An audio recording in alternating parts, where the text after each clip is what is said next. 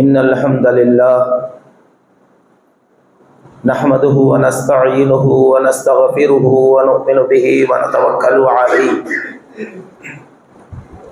ونعوذ بالله من شرور أنفسنا ومن سيئات أعمالنا من يهده الله فلا مضل له ومن يضلله فلا هادي له واشهد ان لا اله الا الله وحده لا شريك له واشهد ان محمدا عبده ورسوله ارسله بالحق بشيرا ونذيرا اعوذ بالله من الشيطان الرجيم بسم الله الرحمن الرحيم يا أيها الذين آمنوا اتقوا الله حق تقاته ولا تموتن إلا وأنتم مسلمون يا أيها الناس اتقوا ربكم الذي خلقكم من نفس واحدة وخلق منها زوجها وبث منهما رجالا كثيرا ونساء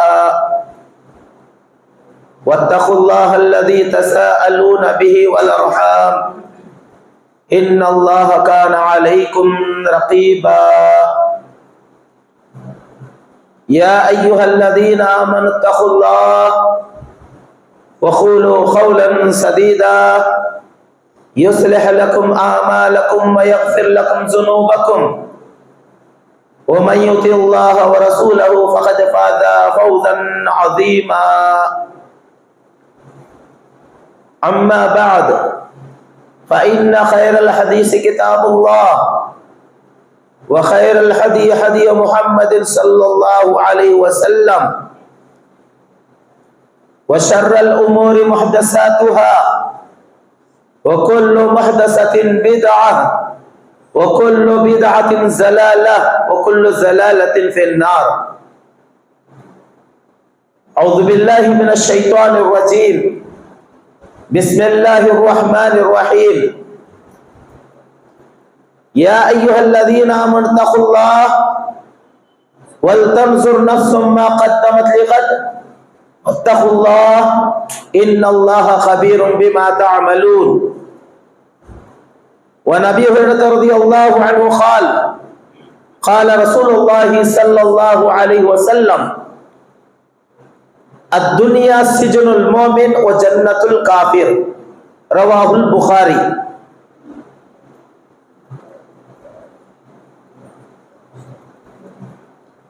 تمام قسم کی تعریف،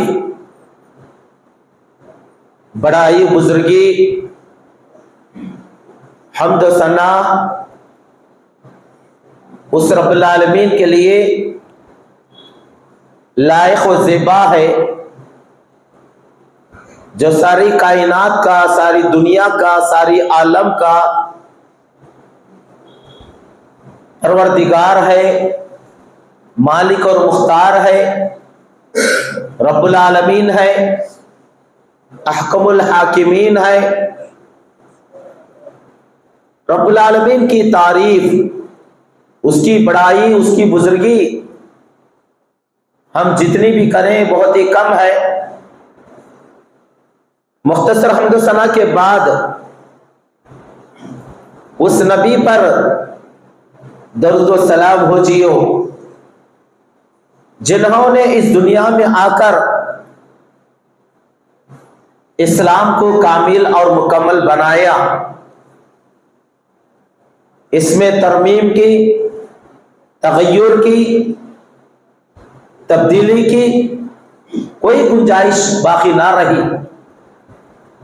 آپ پر اس ریگستان کے سنگریزوں کے برابر، درخت کے پتوں کے برابر، بارش کے بوندوں کے برابر درود و سلام ہو جی مبارک وسلم صلی اللہ علیہ وسلم۔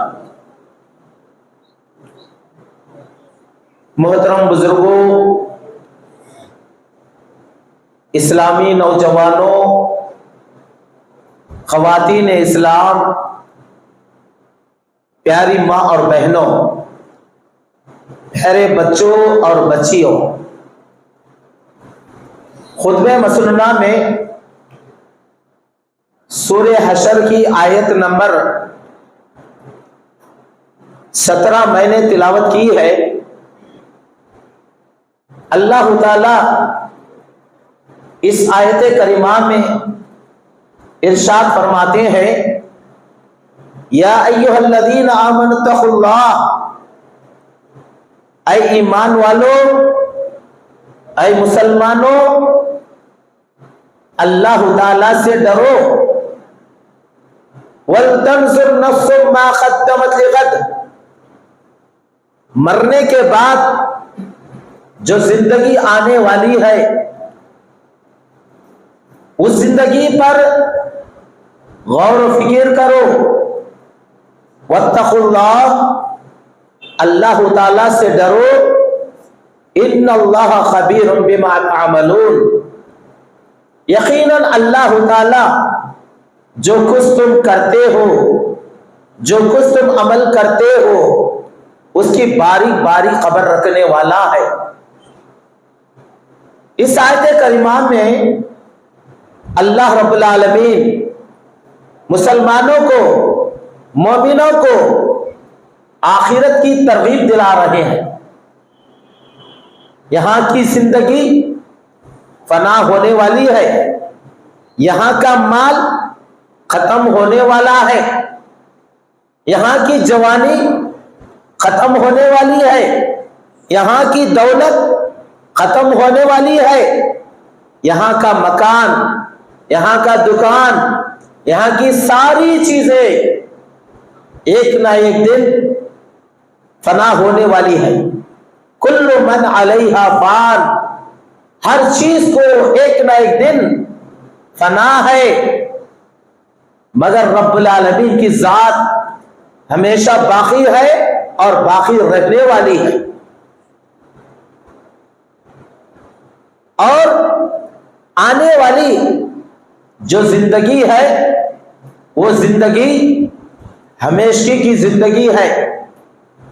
یہاں نماز ہے، وہاں نماز نہیں ہے، یہاں روزہ ہے، وہاں روزہ نہیں ہے، یہاں ہر چیز کے بارے میں سوچنا ہے، غور و فکر کرنا ہے، عمل کرنا ہے، اور وہاں پر نہ فکر کرنے کی ضرورت ہے، نہ غور و فکر کرنے کی ضرورت ہے، اور نہ ہی وہاں کی زندگی فنا ہونے والی ہے، بلکہ بقا کی زندگی ہے، باقی رہنے والی زندگی ہے۔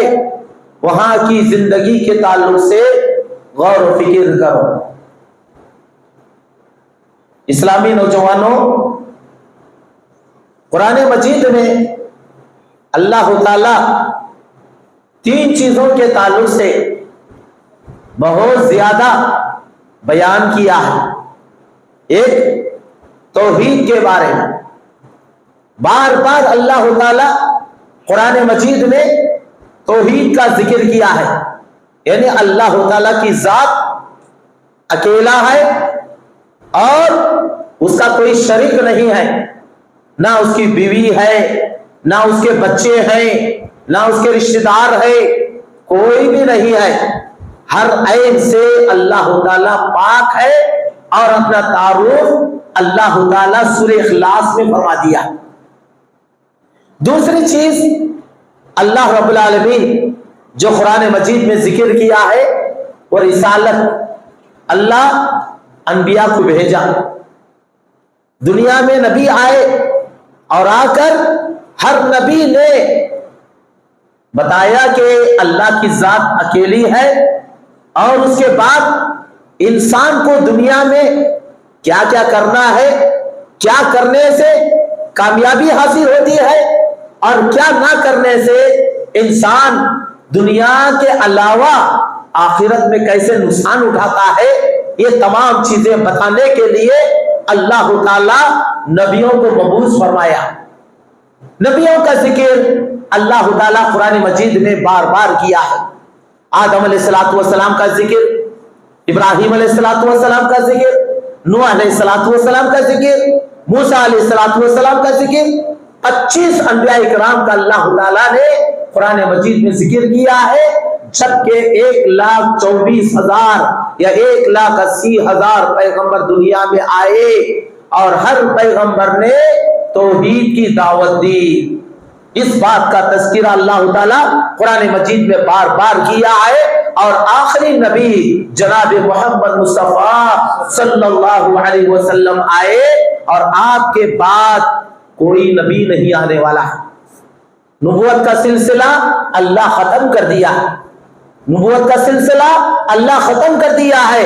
اب اس کے بعد جو بھی نبی کا دعویٰ کرتا ہے وہ دنیا میں سب سے بڑا جھوٹا انسان ہے۔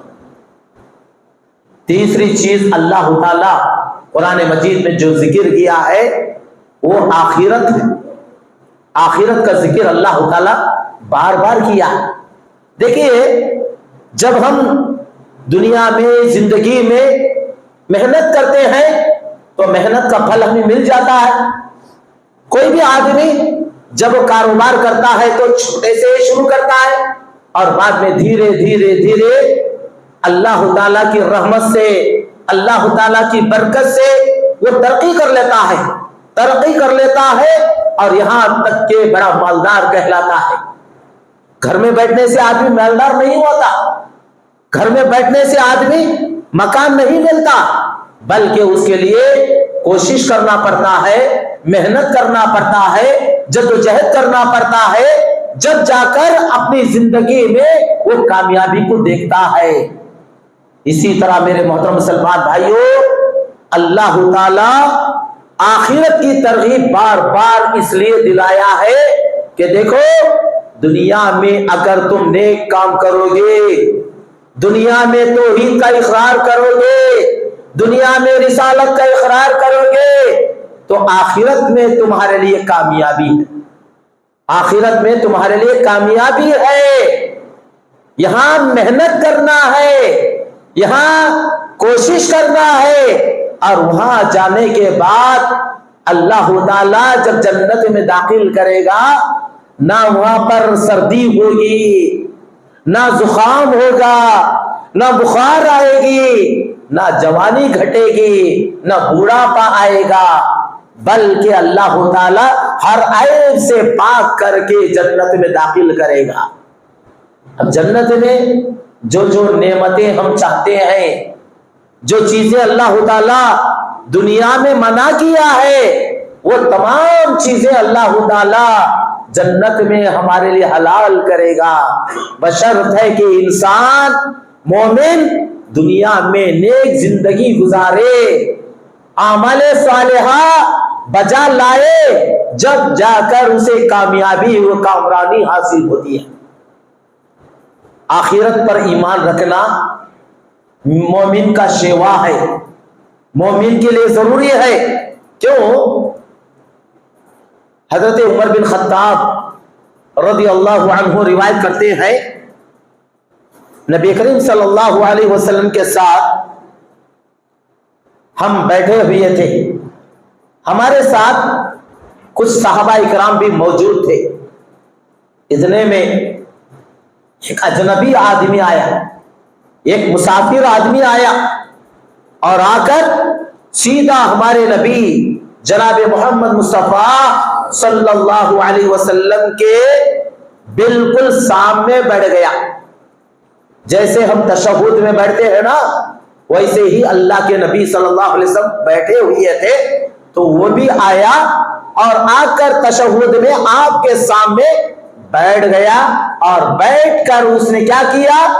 اللہ کے نبی صلی اللہ علیہ وسلم کے زانوں پر ہاتھ رکھا۔ صحابہ کہتے ہیں ہم نے دیکھا کہ اس کے کپڑے بالکل سفید، بال بالکل کالے، سفر کے کوئی آثار نظر نہیں آ رہے تھے، سفر کے کوئی آثار نظر نہیں آ رہے تھے۔ ایسا معلوم ہو رہا تھا کہ آدمی ابھی ابھی گھر سے آیا ہے، لیکن صحابہ میں سے کوئی بھی نہیں جانتا تھا، اجنبی تھا، مسافر تھا، اور آ کر اللہ کے نبی صلی اللہ علیہ وسلم کے بالکل قریب بیٹھ کر اور آپ کے دونوں زانوں پر ہاتھ رکھ کر اس نے کچھ سوالات کی اللہ کے نبی صلی اللہ علیہ وسلم۔ اللہ کے نبی صلی اللہ علیہ وسلم سے سوالات کیے. دیکھیے اگر آپ کو اسلامی طریقہ معلوم نہیں ہے، وضو کا طریقہ معلوم نہیں ہے، نماز کا طریقہ معلوم نہیں ہے، غسل کا طریقہ معلوم نہیں ہے، معلوم کر لینا ضروری ہے. معلوم کر لینا ضروری ہے. اسلام کی پہچان ضروری ہے، غسل کی پہچان ضروری ہے. اس کا طریقہ، اس کے آداب اگر ہم سیکھیں گے تو جو بھی ہم وضو کریں گے سنت کے مطابق اسے ثواب ملتا ہے، اجر ملتا ہے. لہذا ہر چیز معلوم کر لینا چاہیے. اسلام میں کوئی ایسا مسئلہ نہیں ہے جسے اللہ کے نبی صلی اللہ علیہ وسلم نے بیان نہ کیا ہو، حدیث میں نہ ہو. ہر مسئلہ، ہر چیز کے بارے میں اللہ کے نبی صلی اللہ علیہ وسلم نے واضح کر دیا ہے، بیان کر دیا ہے.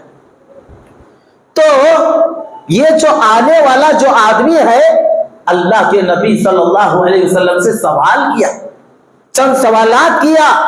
سب سے پہلے اس نے کہا اخبرنی یا رسول اللہ، اخبرنی یا محمد مل اسلام.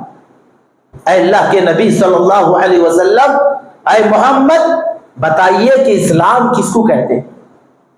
آج مسلمان ہیں، ہم ان سے سوال کریں کہ بھائی اسلام کس کو کہتے ہیں، اللہ ماشاء اللہ بعض لوگ بتائیں گے، بعض لوگ سوچنے لگ جائیں گے. اسلام 5 چیزوں کا نام ہے. یاد رکھنا میرے مسلمان بھائیوں، اسلام 5 چیزوں کا نام ہے. ان تشہد اللہ الہ الا اللہ وان محمد رسول اللہ واقام الصلاۃ وایتاء الزکاۃ والصوم والحج. اللہ کے نبی صلی اللہ علیہ وسلم نے فرمایا کہ اسلام 5 چیزوں کا نام ہے.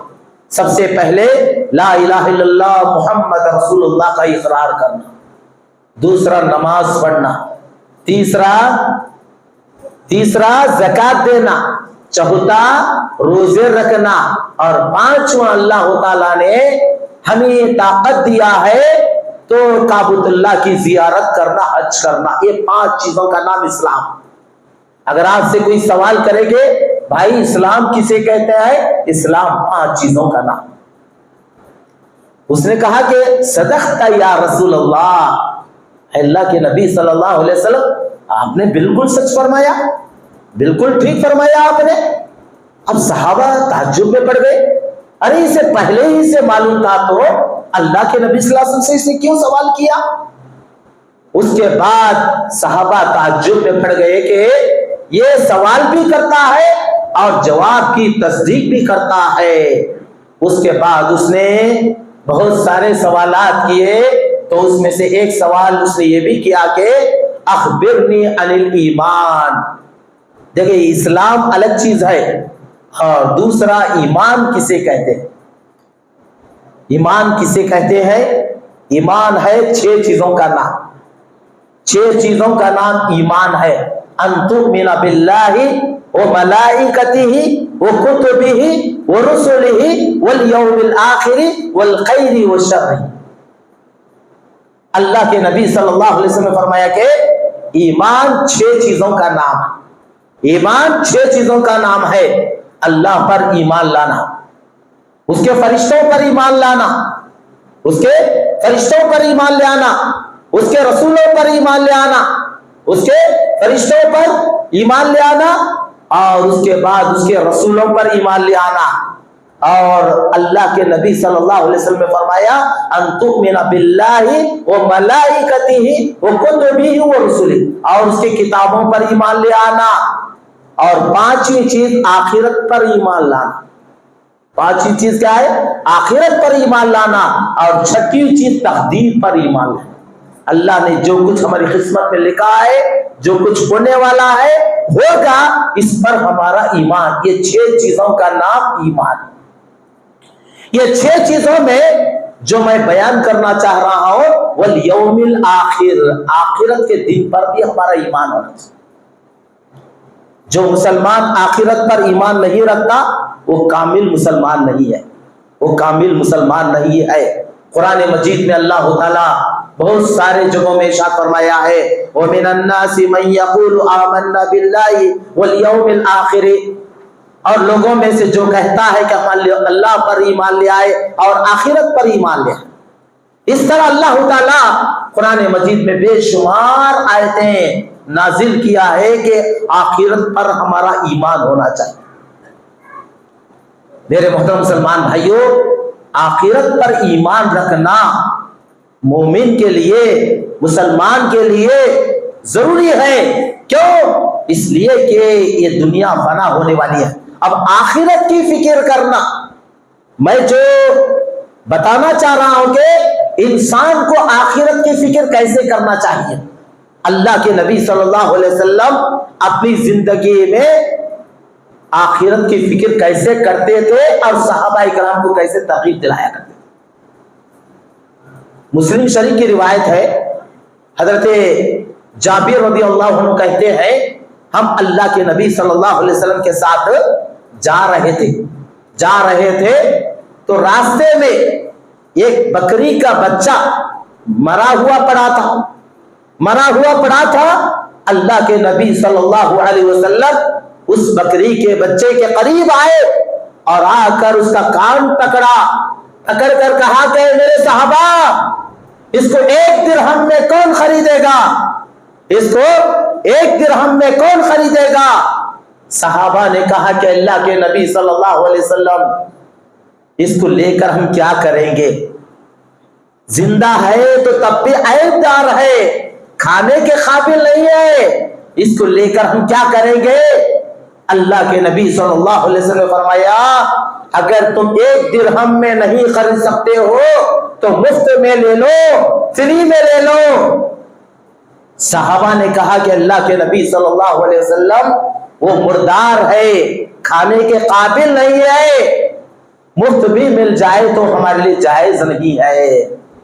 اللہ کے نبی صلی اللہ علیہ وسلم نے اپنے صحابہ کو ترغیب دلاتے ہوئے کہا اے میرے صحابہ سن لو، جس طرح اس بکری کے بچے کی حقیقت تمہارے نظر میں نہیں ہے، اسی طرح دنیا کی کوئی حقیقت نہیں ہے۔ دنیا کچرے کے مانند ہے۔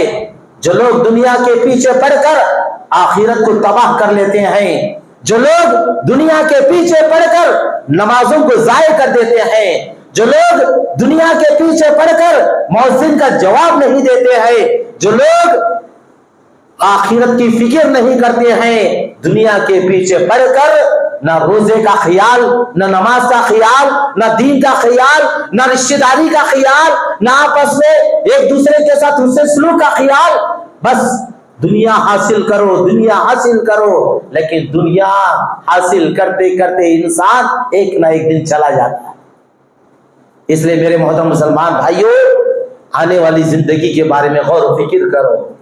یہاں پر ہم گرمی کی وجہ سے کولر لگائے ہوئے بیٹھے ہوئے ہیں، فین لگائے ہوئے بیٹھے ہیں، کیوں؟ اس لیے کہ گرمی ہو رہی ہے۔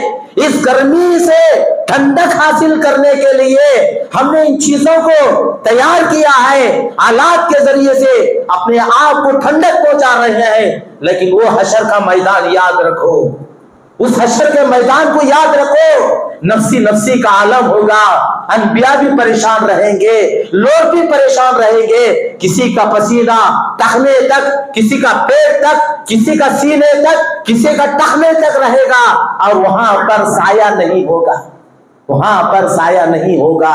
میرے محترم مسلمان بھائیوں، وہاں کی زندگی کے بارے میں غور و فکر کرو۔ ہر ایک انسان کو اللہ کے دربار میں حاضر ہونا ہے۔ حضرت عثمان بن عفان رضی اللہ عنہ کے تعلق سے آتا ہے، جب بھی وہ کسی خبر کے پاس سے یا خبرستان سے گزرتے تو اتنا روتے کہ داڑھی بھیگ جاتی تھی۔ لوگ کہتے کہ اے عثمان، تمہارے سامنے آخرت کی ترغیب دلائی جاتی ہے اور جہنم کا تذکرہ کیا جاتا ہے، لیکن آپ اتنا نہیں روتے جتنا آپ خبر کے پاس سے قبرستان سے گزرتے ہیں۔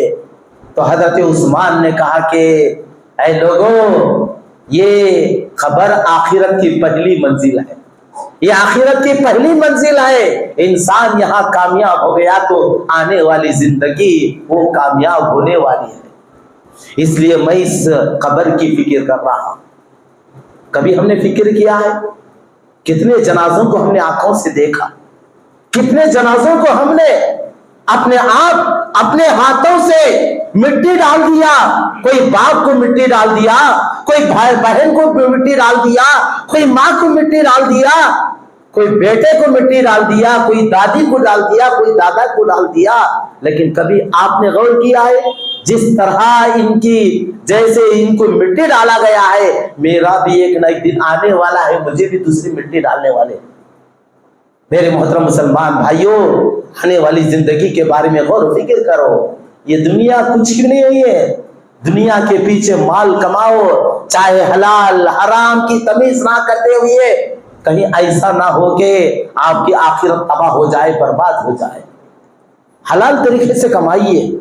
حلال طریقے سے کمانا, اللہ کے راہ میں خرچ کرنا, بیوی بچوں کو کھلانا, ان کی تربیت کرنا, یہ بہت بڑا ثواب کا کام, بہت بڑا ثواب کا کام ہے. لیکن حرام طریقے سے نہ کماؤ. حرام طریقے سے اگر آپ ایک لقمہ بھی آپ کے جسم میں جائے گا, آپ کے پیٹ میں جائے گا, جب تک آپ کے پیٹ میں وہ رہے گا آپ کی عبادت بھی اللہ قبول نہیں کرے گا. اللہ اکبر. ذرا غور کیجیے میرے محترم مسلمان بھائیوں, اس دنیا کے لیے ہم کیا نہیں کرتے ہیں. اس دولت کے لیے اپنے آپ کو بچھڑ جاتے ہیں. کوئی بھائی سے بچھڑ جاتا ہے دولت کے خاطر, کوئی خاندان سے بچھڑ جاتا ہے, کوئی رشتہ داری قطع تعلق کر لیتا ہے.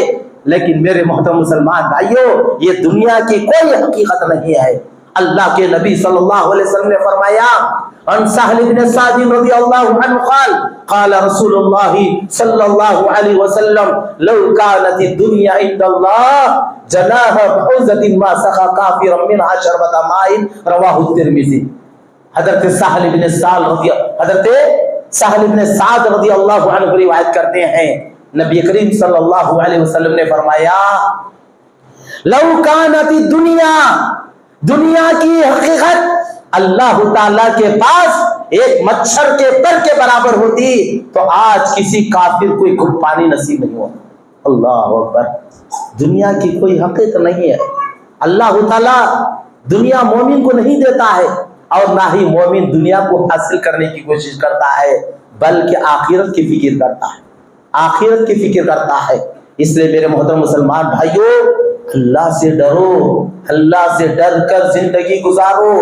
جس کے اندر اللہ کا خوف ہے, اللہ کا ڈر ہے, وہ انسان اللہ کے دربار میں حاضر ہوگا تو ایسے انسان کو اللہ تعالیٰ اپنے عرش کے سائے میں رکھے گا. 7 قسم کے لوگ رہیں گے اللہ تعالیٰ کے عرش کے سائے میں. تو وہ انسان بھی ہوگا جو تنہائی میں آ کر اللہ کو یاد کیا, اللہ کے خوف سے, اللہ کے ڈر سے اپنے آنکھوں سے آنسو نکالا. اتنا خطرہ نکالنے کی وجہ سے اللہ تعالیٰ قیامت کے دن اپنے حشر کے میدان میں اپنے سائے میں اس کو رکھے گا. اللہ اکبر. ایسی فکر کیجئے میرے محترم مسلمان بھائیوں. حضرت عبداللہ بن عمر مشہور صحابی ہیں, وہ اپنے ساتھ ساتھیوں کو لے کر مدینے کے اطراف و اکناف میں جا رہے تھے, جنگل کا دورہ کر رہے تھے, جا رہے تھے. تو راستے میں کھانے کا وقت ہوا, دسترخوان بچھایا گیا, دسترخوان پر بیٹھ کر وہ تناول فرما رہے تھے. اتنے میں ایک بکری چرانے والا وہاں سے بکریوں کو ہانکتے ہوئے, بکریوں کو ہکالتے ہوئے وہ لے جا رہا تھا. تو عبداللہ بن عمر نے کہا کہ اے بکری چرانے والے, اے چرواہا, آ جاؤ ہمارے دسترخوان میں شریک ہو جاؤ, ہمارے ساتھ کھانے میں شریک ہو جاؤ. میرے محترم مسلمان بھائیوں, ذرا غور کرنے کی بات ہے. اس بکری چرانے والے نے کہا انی صائم, میں روزے سے ہوں. حضرت عبداللہ صحابی, بہت مشہور صحابی, ان سے کئی حدیثیں مروی ہیں, اللہ کے نبی صلی اللہ علیہ وسلم کی خدمت میں رہا کرتے تھے.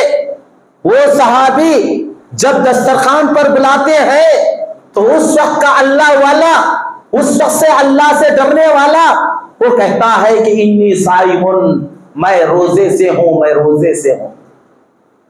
حضرت عبداللہ پریشان، کہا کہ ارے اتنی سخت دھوپ، یہ دھوپ کچھ بھی نہیں ہے، سعودی عرب کی دھوپ، آپ اپنے گھر سے مسجد تک آنا بولے تو پسینہ پسینہ ہو جاتی، اتنی سخت گرمی اور چٹیل میدان، پہلے دور میں چپل وغیرہ نہیں تھے، بڑا مشکل، تو ایسے وقت میں وہ کہہ رہا ہے کہ انی صائمون، میں روزے سے ہوں۔ حضرت عبداللہ نے کہا کہ ارے ایسی سخت دھوپ میں اور بکریوں کو چراتے ہوئے تو روزہ رکھ رہا ہے؟ اس نے کہا کہ ہاں میں روزے سے ہوں۔ تو اس کا امتحان لینا چاہتے تھے حضرت عبداللہ، اس کا امتحان لینا چاہتے تھے، کہا کہ بھائی ایک کام کرو، اگر تم روزے سے ہو تو وہ بکری، ایک بکری ہمارے حوالے کر دو، ہم اس کے روپیے تمہیں ادا کر دیں گے۔ کہا کہ یہ بکریاں میرے نہیں ہیں، یہ میرے مالک کی ہیں۔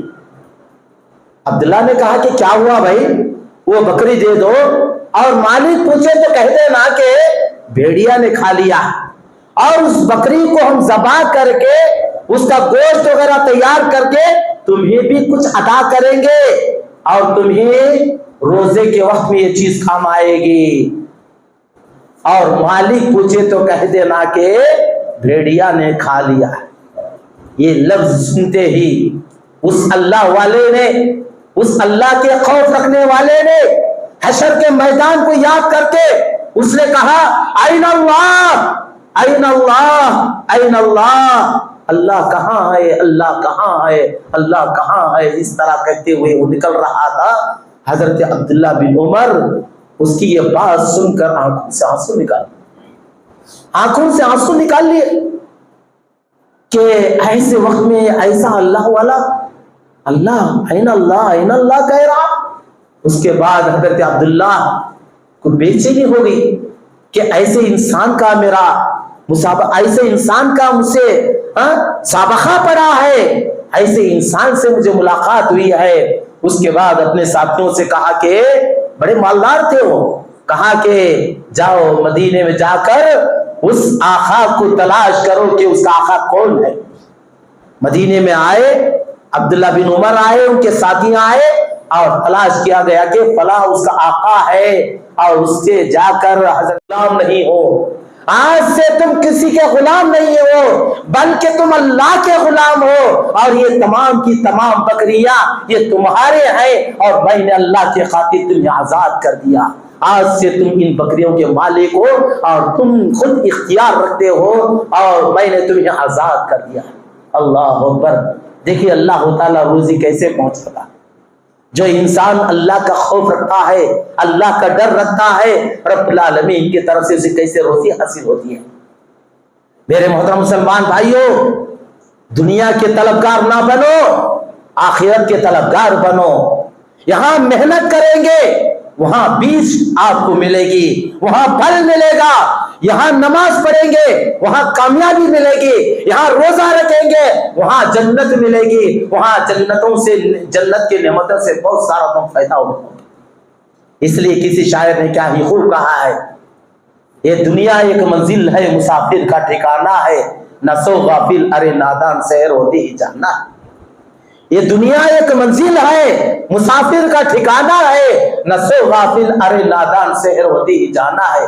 نہ دنیا سے، نہ دولت سے، نہ گھر آباد کرنے سے دل کو تسلی ملتی ہے اللہ کو یاد کرنے سے۔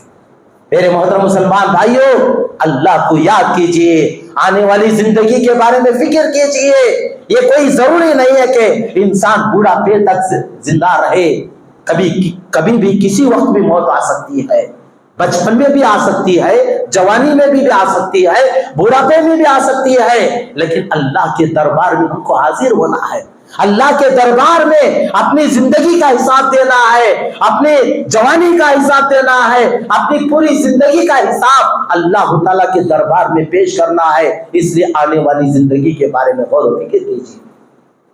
ماں بہنوں سے بھی میں درخواست کرتا ہوں کہ آپ گھروں میں نماز کا اہتمام کریں، شوہروں کی فرما برداری کریں، بچوں کی تربیت کریں، اور ایسے بننے کی کوشش کریں جیسے حضرت آسیہ نے فرعون کے ظلم و ستم کو انہوں نے اپنا کر بھی ایمان لا کر اپنے ایمان کو مضبوط کیا. اسی طرح سمیہ رضی اللہ عنہا نے اس ظالم ابو جہل نے ان کو ایک چاقو سے مار کر ختم کر دیا، لیکن اپنے ایمان کو جانے نہیں دیا.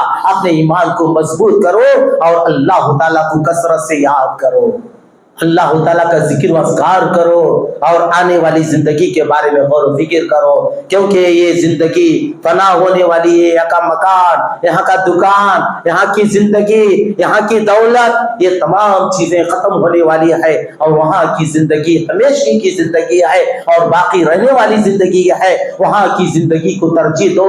اس لیے اللہ کے نبی صلی اللہ علیہ وسلم نے فرمایا الدنیا سجن المومن و جنت الکافر. دنیا مومن کے لیے قید خانہ ہے اور کافر کے لیے جنت ہے. دنیا نہیں چاہتا ہے مومن، آخرت کی زندگی چاہتا ہے. غلام نہیں ہو، آج سے تم کسی کے غلام نہیں ہو بلکہ تم اللہ کے غلام ہو، اور یہ تمام کی تمام بکریاں یہ تمہارے ہیں اور میں نے اللہ کے خاطر تمہیں آزاد کر دیا. آج سے تم ان بکریوں کے مالک ہو اور تم خود اختیار رکھتے ہو اور میں نے تمہیں آزاد کر دیا. اللہ اکبر. دیکھیے اللہ تعالیٰ روزی کیسے پہنچاتا. جو انسان اللہ کا خوف رکھتا ہے، اللہ کا ڈر رکھتا ہے، رب العالمین کی طرف سے اسے کیسے روزی حاصل ہوتی ہے. میرے محترم مسلمان بھائیوں، دنیا کے طلبگار نہ بنو، آخرت کے طلبگار بنو. یہاں محنت کریں گے وہاں بیج آپ کو ملے گی، وہاں پھل ملے گا. یہاں نماز پڑھیں گے وہاں کامیابی ملے گی، یہاں روزہ رکھیں گے وہاں جنت ملے گی، وہاں جنتوں سے، جنت کے نعمتوں سے بہت سارا تم فائدہ اٹھاؤ گے. اس لیے کسی شاعر نے کیا ہی خوب کہا ہے، یہ دنیا ایک منزل ہے مسافر کا ٹھکانہ ہے، نہ سو غافل ارے نادان سحر ہوتی ہی جانا. یہ دنیا ایک منزل ہے مسافر کا ٹھکانہ ہے، نہ سو غافل ارے نادان سحر ہوتی ہی جانا ہے. نہ دنیا سے، نہ دولت سے، نہ گھر آباد کرنے سے دل کو تسلی ملتی ہے اللہ کو یاد کرنے سے. میرے محترم مسلمان بھائیوں، اللہ کو یاد کیجئے، آنے والی زندگی کے بارے میں فکر کیجئے. یہ کوئی ضروری نہیں ہے کہ انسان بوڑھاپے تک زندہ رہے. کبھی بھی کسی وقت بھی موت آ سکتی ہے. بچپن میں بھی آ سکتی ہے، جوانی میں بھی آ سکتی ہے، بڑھاپے میں بھی آ سکتی ہے، لیکن اللہ کے دربار میں ہم کو حاضر ہونا ہے. اللہ کے دربار میں اپنی زندگی کا حساب دینا ہے، اپنی جوانی کا حساب دینا ہے، اپنی پوری زندگی کا حساب اللہ تعالیٰ کے دربار میں پیش کرنا ہے. اس لیے آنے والی زندگی کے بارے میں غور و فکر کیجیے. ماں بہنوں سے بھی میں درخواست کرتا ہوں کہ آپ گھروں میں نماز کا اہتمام کریں، شوہروں کی فرما برداری کریں، بچوں کی تربیت کریں اور ایسے بننے کی کوشش کریں جیسے حضرت آسیہ نے فرعون کے ظلم و ستم کو انہوں نے اپنا کر بھی ایمان لا کر اپنے ایمان کو مضبوط کیا. اسی طرح سمیہ رضی اللہ عنہا نے اس ظالم ابو جہل نے ان کو ایک چاقو سے مار کر ختم کر دیا، لیکن اپنے ایمان کو جانے نہیں دیا.